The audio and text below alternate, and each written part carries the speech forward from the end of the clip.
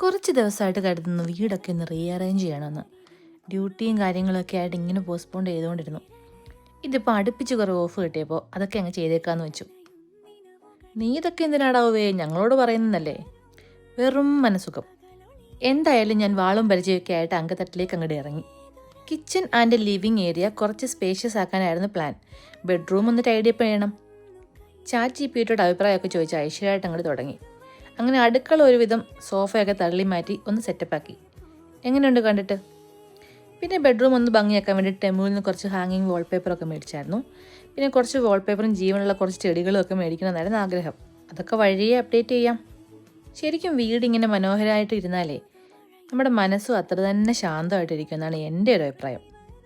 ആരും കാണാനൊന്നും ഇല്ലെങ്കിലും ഇങ്ങനെയൊക്കെ ചെയ്യുമ്പം എനിക്കൊരു സംതൃപ്തിയാണ്, വെറുതെ ഒരു സാറ്റിസ്ഫാക്ഷൻ. എല്ലാം കഴിഞ്ഞിട്ട് ഞാൻ തന്നെ പറയും, അരെ വാ.